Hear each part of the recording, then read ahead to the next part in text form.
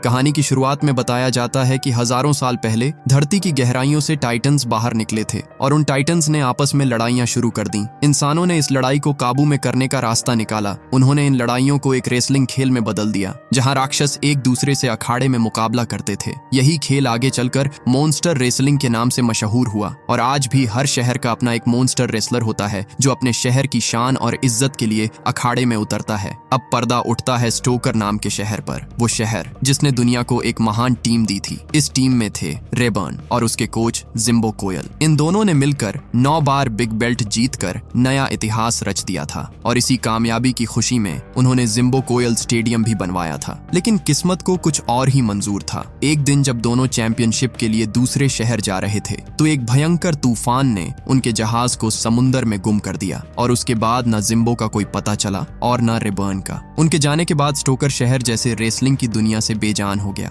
Stadium बंद हो गया और शहर अपना चैंपियन खो बैठा। लेकिन आज सालों बाद जिम्बो कोयल स्टेडियम को दोबारा रेनोवेट करके खोला गया, क्योंकि जिम्बो के पुराने असिस्टेंट सिगी मार्लन को एक नया मॉन्स्टर मिला था जिसका नाम टेंटाकुलर था। टेंटाकुलर एक विशालकाय, ताकतवर और बेहद खूंखार मॉन्स्टर था। सिगी को पूरा यकीन था कि टेंटाकुलर इंग्लैंड के बुलडॉग मॉन्स्टर बिग गॉर्ज को हराकर बिग बेल्ट वापस स्टोकर के नाम कर देगा। आज रात इन दोनों दानवों का मैच था और इसे देखने के लिए दूर दूर से लोग आ रहे थे। स्टेडियम फिर से जिंदा हो चुका था, दुकानों की बिक्री बढ़ चुकी थी और शहर में रौनक लौट आई थी। अब हम एक छोटी जज्बाती लड़की विनी को देखते हैं। वो जिम्बो कोयल की बेटी थी। उसकी माँ स्टेडियम में गिफ्ट शॉप चलाया करती थी। विनी भी आज के मैच के लिए बेहद उत्साहित थी। अपने पिता की यादों को देखने के लिए वो म्यूजियम में जाती है जहाँ भीड़ जमा थी और हर कोई रेबर्न और जिम्बो को याद कर रहा था। आज सबको उम्मीद थी कि टेंटाकुलर स्टोकर के खोए हुए गुरूर को वापस ले आएगा। टेंटाकुलर जैसे ही एरिना में आता है, हजारों लोग चीख कर उसका स्वागत करते हैं। उसकी सबसे बड़ी ताकत थी उसके टेंटिकल्स। इसके बाद इंग्लैंड का bulldog monster big gorge ring में उतरता है। लोग उसे ज्यादा पसंद नहीं करते थे, इसलिए भीड़ टेंटाकुलर की जीत चाहती थी। घंटी बजती है और मैच शुरू हो जाती है। गॉर्ज और टेंटाकुलर के बीच जोरदार मुकाबला शुरू हो जाता है, लेकिन गॉर्ज भारी पड़ रहा था। पहला और दूसरा राउंड दोनों टेंटाकुलर हार जाता है। तभी विनी एक अहम बात नोटिस करती है। गॉर्ज हर बार हमला करने से पहले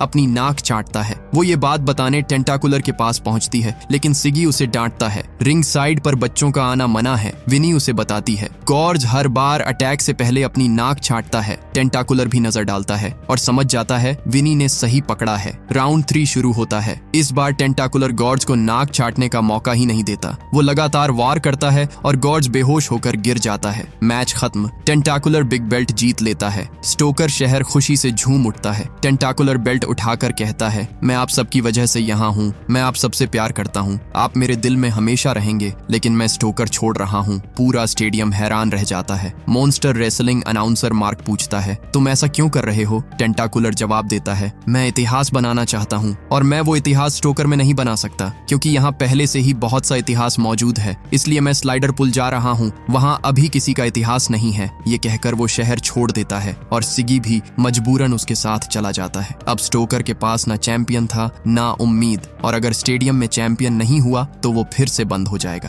टेंटाकुलर के जाने के बाद अब स्टोकर शहर पर मुश्किलों के बादल छा चुके थे। स्टोकर के दुकानदार परेशान थे, क्योंकि उन्होंने अपना सारा पैसा जिम्बो कोयल स्टेडियम को दोबारा तैयार करने में लगा दिया था। तभी शहर के मेयर वहां पहुंचते हैं। वो लोगों को शांत करने की कोशिश करते हैं। मैं जानता हूं कि हम बुरे दौर से गुजर रहे हैं, लेकिन जमाना बदल रहा है। फिर वो काउंसिल वुमन को आगे बोलने को कहते हैं। वो समझाती हैं, स्टेडियम चलाने में बहुत पैसा खर्च होता है। अगर हमारे पास कोई मॉन्स्टर नहीं होगा तो हमें पैसा नहीं मिलेगा, और अगर पैसा नहीं मिलेगा तो स्टेडियम बंद हो जाएगा, जो स्टोकर के लिए बहुत बुरा होगा। लेकिन भीड़ को ये बात समझ नहीं आती। तब मेयर बताते हैं, हमारे पास इस मुश्किल का एक रास्ता है। स्लाइडर पुल फ्रेंचाइज के मालिक हमारे स्टेडियम को खरीदना चाहते हैं। वो बहुत बड़ी रकम देने को तैयार हैं। बदले में वो इस जगह को तोड़कर यहाँ पार्किंग लॉट बनाएंगे। भीड़ पर सन्नाटा छा जाता है। विनी चिल्लाकर कहती है, आप जिम्बो कोयल स्टेडियम के साथ ऐसा नहीं कर सकते। काउंसिल वुमन जवाब देती है, अगर हमने इसे नहीं बेचा तो पूरे शहर का दिवालिया निकल जाएगा। विनी कांपती आवाज में कहती है, बिना मॉन्स्टर रेसलिंग के हमारे शहर का कोई वजूद नहीं। आप मेरे डैड और रेबर्न द्वारा बनाई हर चीज को नहीं तोड़ सकते। मेरे डैड कहा करते थे, जब हम नीचे गिरते हैं तो कोशिश करके वापस ऊपर ऊपर उठ जाते हैं। मेयर गहरी सांस लेते हैं और कहते हैं, हमने स्टेडियम के ऊपर भारी कर्ज लिया है, उसे चुकाने के लिए हमारे पास सिर्फ 90 दिन बचे हैं। अगर तुम सच में इस स्टेडियम को बचाना चाहती हो तो तुम्हें टेंटाकुलर जैसा मॉन्स्टर ढूंढना होगा, लेकिन ये मुमकिन नहीं। इतना कहकर मेयर वहां से चले जाते हैं। सारे दुकानदार निराश थे और विनी की आंखों में आंसू होते हैं। विनी स्टेडियम के अंदर जाती है। वो अपने बचपन के दिन याद करती है जब उसके डैड जिम्बो और रेबर्न मिलकर हर मैच जीत लिया करते थे। जिम्बो उसे बचपन में सिखाया करते थे, अगर जीतना है तो अपने अपोनेंट के बारे में सब कुछ जानो। वो अपने नोट्स में सभी मॉन्स्टर्स का डेटा लिखा करते थे और कहते, दिल और दिमाग दोनों मिल जाए तो कोई भी रेसलिंग जीती जा सकती है। इन बातों से विनी के अंदर फिर से आग जल उठती है। घर पहुंचकर वो अपने डैड की पुरानी किताब निकालती है। वो अपनी माँ मैगी से कहती है, मैं स्टोकर के लिए नया मॉन्स्टर ढूंढने जा रही हूँ। मैगी डर कर कहती है, विनी ये तुम्हारी जिम्मेदारी नहीं है, तुम्हें ऐसा करने की कोई जरूरत नहीं। विनी जवाब देती है, मैं जिम्बो कोयल की बेटी हूँ, आज डैड होते तो वो भी यही करते। ये कहकर वो पिट्समोर के लिए निकल पड़ती है। पिट्समोर की बबलहेड फैक्ट्री में एक गैर कानूनी मॉन्स्टर रेसलिंग चलती थी, जहाँ हार जीत पर दांव लगाए जाते थे। पहले तो वो डर जाती है, जगह भयानक थी, फिर हिम्मत करके अंदर जाती है और चिल्लाती है, मैं तुम्हें स्टोकर में एक रियल मैच दिला सकती हूँ, तुम बड़ी लीग में लड़ोगे और मैं तुम्हारी कोच रहूंगी। लेकिन भीड़ हंस पड़ती है। उन्हें लगता है कि ये छोटी लड़की मजाक कर रही है।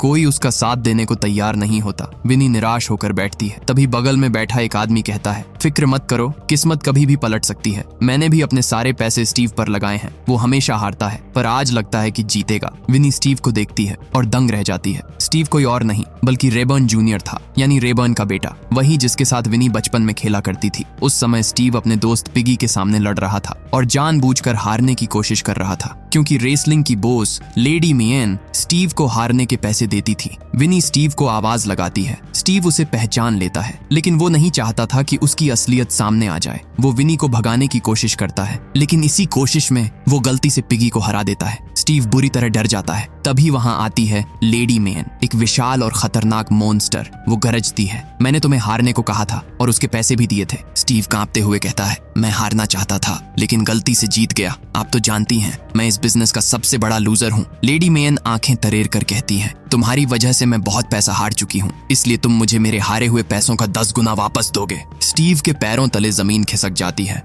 विनी आगे बढ़कर स्टीव से कहती है, मैं तुम्हारी मदद कर सकती हूँ। तभी लेडी मेन गुस्से में गरजती है, मैं तुम्हें जब तक यहाँ नहीं देखना चाहती जब तक मेरे पैसे वापस नहीं आते। ये कहकर वो वहाँ से चली जाती है। स्टीव बेहद परेशान हो चुका था। वो विनी से कहता है, मुझे तुमसे बात नहीं करनी। विनी शांत लहजे में कहती है, मैं तुम्हें वो पैसे दिला सकती हूँ क्योंकि तुम स्टोकर में एक असली मैच लड़ सकते हो। स्टीव बोलता है, मैं उस जगह पर कभी वापस नहीं जाना चाहता। विनी उसके करीब जाकर कहती है, मेरे पास डैड की प्लेबुक है, मैं तुम्हें ट्रेन कर सकती हूँ और स्टोकर में बड़ा मैच दिला सकती हूँ। इससे तुम लेडी मेन के पैसे चुका दोगे और हम दोनों की समस्याएं हल हो जाएगी। स्टीव हंसता है, तुम मुझे सिखाओगी? तभी लेडी मेन फिर अंदर आ जाती है और गरज कर कहती है, तुम अभी तक यहाँ क्या कर रहे हो? जाओ और मेरे पैसे लेकर आओ। और वो पिगी को बुरी तरह पीटने लगती है। ये देखकर स्टीव डर जाता है। अब उसके पास कोई और रास्ता नहीं था। आखिरकार वो विनी की बात मान लेता है। दोनों स्टोकर के लिए निकलते हैं। रास्ते में विनी कहती है, मुझे सवारी चाहिए, स्टोकर काफी दूर है। स्टीव कहता है, पहले मुझसे वादा करो कि तुम मेरा असली नाम रेबर्न जूनियर किसी को नहीं बताओगी। विनी वादा कर लेती है और दोनों रात भर सफर करते हैं। सुबह होते होते वो स्टोकर पहुंच जाते हैं। विनी स्टीव को जिम्बो कोयल स्टेडियम के अंदर ले जाती है, वो जगह जहां मॉन्स्टर्स प्रैक्टिस किया करते थे। स्टीव पुरानी यादों में खो जाता है। उसे याद आता है जब वो बचपन में अपने पिता रेबर्न के साथ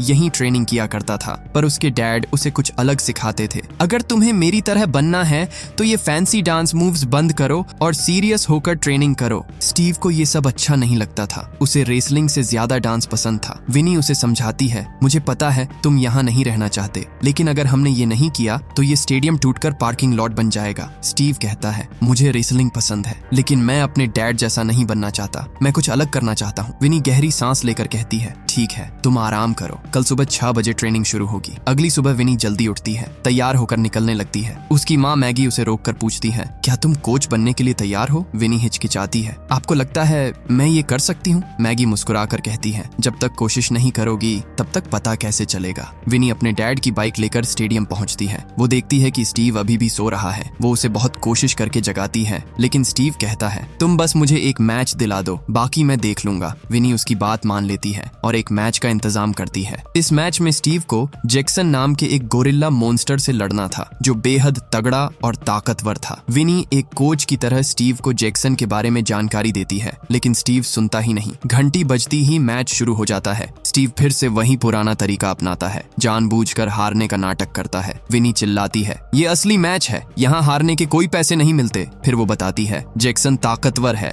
लेकिन उसके पास सहन शक्ति नहीं है, तुम बस उससे बचकर भागो, वो थक जाएगा और तुम जीत जाओगे। स्टीव उसकी बात मान लेता है। वो जैक्सन से बचता है, दौड़ता है। कुछ देर बाद जैक्सन थककर चूर हो जाता है और स्टीव उसे हराकर मैच जीत लेता है। विनी बेहद खुश होती है और स्टीव को भी जीतकर अच्छा लगता है। उसके अंदर एक नया आत्मविश्वास आ जाता है। दूसरी तरफ टेंटाकुलर स्लाइडर पुल में मॉन्स्टर्स को हराकर अपना रिकॉर्ड बनाता जा रहा था। पूरा शहर उसकी तारीफों के पुल बांध रहा था। विनी कहती है, अब हमें सीरियस होना होगा। वो स्टीव को प्लेबुक से सिखाने लगती है, लेकिन स्टीव बेहद आलसी, मोटा और अनफिट था। वो एक्सरसाइज ठीक से नहीं कर पाता, बार बार गिरता है और विनी का सब्र टूटने लगता है। वो गुस्से में कहती है, तुम्हें कुछ नहीं आता। स्टीव रिप्लाई में कहता है, तुम्हें सिखाना नहीं आता, और गुस्से में वह उसके डैड की प्लेबुक फाड़ देता है। फाड़ते ही उसे अपनी गलती का एहसास हो जाता है। वो धीरे से कहता है, माफ करना, मैंने स्टोकर इसलिए छोड़ा था क्योंकि सब चाहते थे कि मैं अपने डैड रेबर्न जैसा बनूं, लेकिन मैं ऐसा नहीं चाहता था। उसकी आवाज गुस्से से भर जाती है। स्टीव उदास होकर चुप हो जाता है। विनी समझ चुकी थी उसे स्टीव को अपने डैड की तरह नहीं सिखाना चाहिए। वो पूछती है, तुम्हें सबसे ज्यादा क्या करना पसंद है? स्टीव बेझिझक कहता है, मुझे सालसा डांस सबसे ज्यादा पसंद है। स्टीव बहुत अच्छा डांसर था। विनी को ये आइडिया पसंद आता है। वो कहती है, रेसलिंग में 80% तक फुटवर्क होता है, तो क्यों ना डांस को ही हमारा हथियार बना दें। अब ट्रेनिंग बदल जाती है। स्टीव को डांस की मदद से लड़ना सिखाया जाता है। धीरे धीरे वो मैच दर मैच जीतने लगता है। स्टोकर के लोग खुश होने लगते हैं और दोनों की दोस्ती गहरी होती जाती है। विनी भी सालसा सीखने लगती है ताकि वो स्टीव को और बेहतर सिखा सके। कुछ ही हफ्तों में उनके पास ढेरों पैसे जमा हो जाते हैं। विनी और स्टीव मॉन्स्टर अनाउंसर मार्क के साथ लाइव टीवी पर आते हैं। मार्क पूछता है, तुम्हारा आगे का प्लान क्या है? विनी कहती है, हम स्टोकर में अगला मैच खेलने को तैयार हैं और हम किसी भी मॉन्स्टर को चुनौती देते हैं। वही टेंटाकुलर ये सब देख रहा था।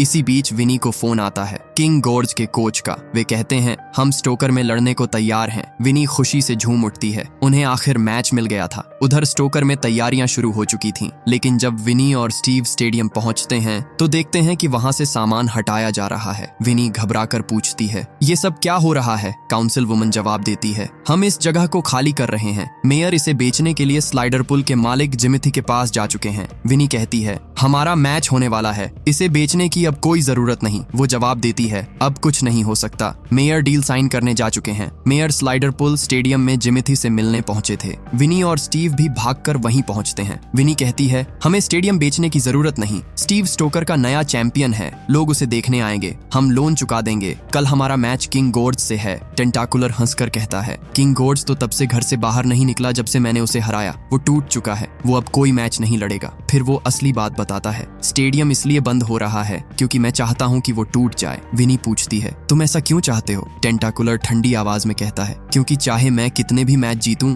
लोग हमेशा ये सोचेंगे कि मैं रेबर्न जितना महान नहीं हूँ। इसलिए मैं उस स्टेडियम को मिटा दूंगा ताकि लोग रेबर्न को भूल जाएं। स्टीव कहता है, तुम पागल हो। टेंटाकुलर उस पर हमला करता है और कहता है, नाचना कोई रेसलिंग नहीं होती। विनी कहती है, ऐसा मत करो, वो स्टेडियम इस शहर का सब कुछ है, प्लीज उसे मुझसे मत छीनो। टेंटाकुलर ठंडी सांस लेकर कहता है, ये तुम्हारे बारे में नहीं, मेरे बारे में है, और जिमिथी डील पेपर पर साइन कर देता है। विनी के चेहरे पर दर्द और सदमा नजर आते हैं। विनी सिगी से कहती है, क्या आपको ये अच्छा लगेगा जब वो आपके और मेरे डैड का स्टेडियम बर्बाद करेगा? सिगी बेरहम लहजे में कहता है, मुझे तुम्हारे डैड पसंद थे, उसने रेबर्न के साथ बड़े काम किए, लेकिन अब मेरी बारी है टेंटाकुलर के साथ बड़े काम करने की। और अच्छा हुआ कि तुम्हारे डैड जिंदा नहीं है, वरना वो तुम्हारा ये पागलपन देखते। विनी के दिल पर एक और चोट लगती है। वो अकेली एक बिल्डिंग की छत पर बैठकर रो रही होती है। तभी स्टीव उसके पास आता है। विनी आंसू पोंछते हुए कहती है, यहाँ से चले जाओ, तुम्हारे पास लेडी मेयन को देने के लिए अब काफी पैसे हैं, तुम्हें मेरी जरूरत नहीं, मुझे अकेला छोड़ दो। वो टूटती आवाज में कहती है, मुझे लगा था कि मैं अपने डैड की लेगेसी बचा रही हूँ, लेकिन मैंने तो कोयल खानदान का नाम मिट्टी में मिला दिया। स्टीव विनी के पास बैठता है और कहता है, तुम चाहो तो मेरी तरह अपना नाम बदलकर कहीं भी भाग सकती हो। विनी कहती है, वो सब तुम्हारे लिए होगा,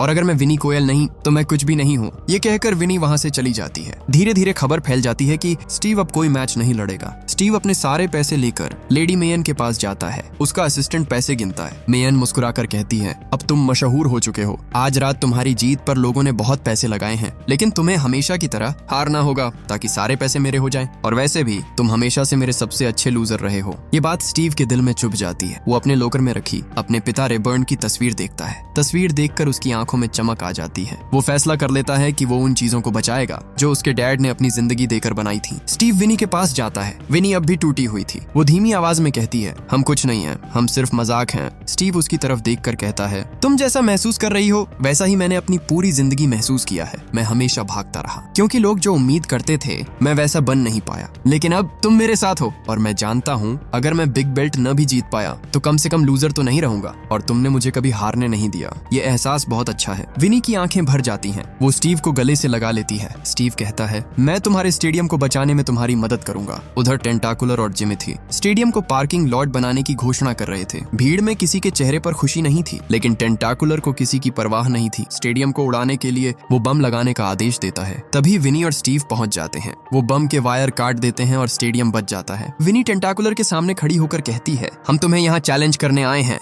हम तुम्हारे साथ स्टोकर में मैच लड़ेंगे। टेंटाकुलर गुर्राता है, मैं तुम्हारे जैसे लूजर से क्यों लड़ूं? स्टीव सीना तानकर कहता है, मेरा नाम स्टीव नहीं, मैं सबसे बड़े मॉन्स्टर रेसलर रेबर्न का बेटा हूँ। भीड़ में खुसफुसाहट फैल जाती है। सब हैरान होते हैं और जल्द ही पूरा स्टोकर शहर जान जाता है स्टीव ही रेबर्न जूनियर है। शहर तालियों से गूंज उठता है। विनी कहती है, अगर तुम रेबर्न की विरासत खत्म करना चाहते हो तो पहले उसके बेटे से लड़ो। टेंटाकुलर गरज कर कहता है, मैं तुम्हें खत्म कर दूंगा। विनी कहती है, याद रखो किंग गॉर्ज के खिलाफ तुम मेरी वजह से जीते थे, तो अगर दम है तो रेबर्न जूनियर से स्टोकर स्टेडियम में लड़ो। गुस्से में टेंटाकुलर भी मान जाता है और गुस्से में जिम्बो कोयल की मूर्ति उठाकर बहुत दूर फेंक देता है। अब पूरा स्टोकर विनी और रेबर्न जूनियर के साथ था। सब मिलकर एक ट्रेनिंग ग्राउंड बनाते हैं जिसमें स्टीव को हर बाधा को पार करते हुए जिम्बो कोयल की मूर्ति तक पहुंचना होता था। शुरू में स्टीव बुरी तरह फेल होता है, गिरता है, चोट खाता है, लेकिन नहीं रुकता। दिन रात की मेहनत के बाद आखिर वो सब बाधाओं को पार करके मूर्ति तक पहुंच जाता है। विनी खुशी से चीखती है, अब तुम तैयार हो। अगले दिन स्टोकर स्टेडियम में दूर दूर से लोग आ चुके थे।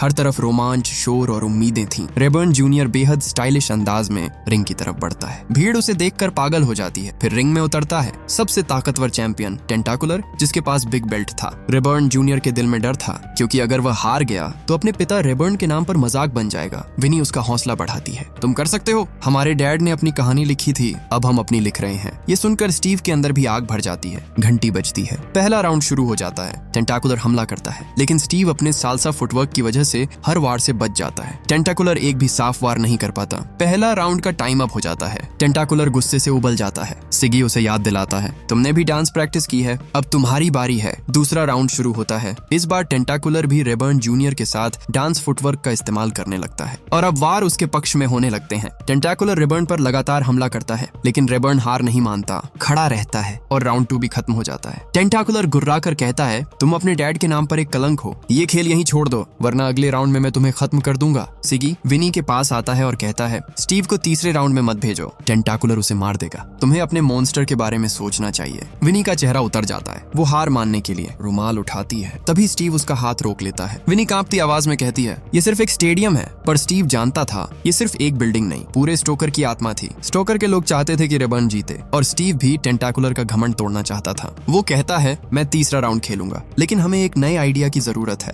अगर मैं उसे मारूं तो वो मुझे नहीं मार पाएगा, हमें लड़ाई लड़नी होगी। विनी उसकी बात समझ जाती है और रुमाल नीचे नहीं फेंकती। घंटी बजती है। तीसरा राउंड शुरू हो जाता है। विनी निर्देश देती है, अगर टेंटाकुलर तुम्हें पकड़ ले तो पूरी ताकत से वार करना। रेबर्न पूरे जोश से पहला हमला करता है। टेंटाकुलर नीचे गिर जाता है। अब दोनों के बीच जबरदस्त लड़ाई शुरू होती है। रेबर्न अपने डांस फुटवर्क से टेंटाकुलर को कट टू कट जवाब देता है। भीड़ पागल हो जाती है। टेंटाकुलर भी पलटकर हमला करता है। रेबर्न उसके टेंटिकल्स पकड़ लेता है और उन पर वार करने लगता है। तभी टेंटाकुलर स्टील चेयर से वार करता है। दोनों गिर जाते हैं। दोनों बुरी तरह घायल होकर बेहोश हो जाते हैं। टेंटाकुलर धीरे धीरे उठता है। रेबर्न अब भी बेहोश होता है। भीड़ पर सन्नाटा छा जाता है। कुछ पल बाद पूरा स्टोकर शहर रेबर्न नाम से तालियां बजाने लगता है। इन आवाजों में जान थी, उम्मीद थी। रेबर्न की उंगलियां हिलती हैं और डांस की वजह से उठ जाता है और जैसे ही खड़ा होता है स्टेडियम दहाड़ से गूंज उठता है। रेबर्न टेंटाकुलर पर झपट पड़ता है। वो उसे ऐसे मारता है जैसे अपनी कहानी लिख रहा हो। टेंटाकुलर चिल्लाता है और आखिरकार टेंटाकुलर गिर जाता है। घंटी बजती है और मैच खत्म हो जाता है। रेबर्न जूनियर जीत चुका था। स्टोकर शहर के लोग अपने पैरों पर खड़े होकर तालियां बजा रहे थे। सबकी आंखों आंखों में खुशी, दिल में सुकून और चेहरों पर उम्मीद थी। रेबर्न जूनियर ने बिग बेल्ट जीत लिया था, अब स्टेडियम भी बच चुका था और पूरा स्टोकर शहर भी। सिगी विनी के पास आता है और शर्मिंदा होकर कहता है, माफ करना, मैंने तुम्हारे डैड को कम आंका। विनी मुस्कुराती है। सिगी नीचे सिर झुका लेता है। थोड़ी देर बाद पूरा शहर जश्न मनाने लगता है, संगीत बजता है और सब सालसा डांस करने लगते हैं। यही था विरासत का जलवा और एक लड़की के यकीन की ताकत। इसी के साथ ये खूबसूरत कहानी यहीं खत्म होती है। अगर आपको ये कहानी पसंद आई हो तो इस वीडियो को लाइक और शेयर जरूर कीजिएगा।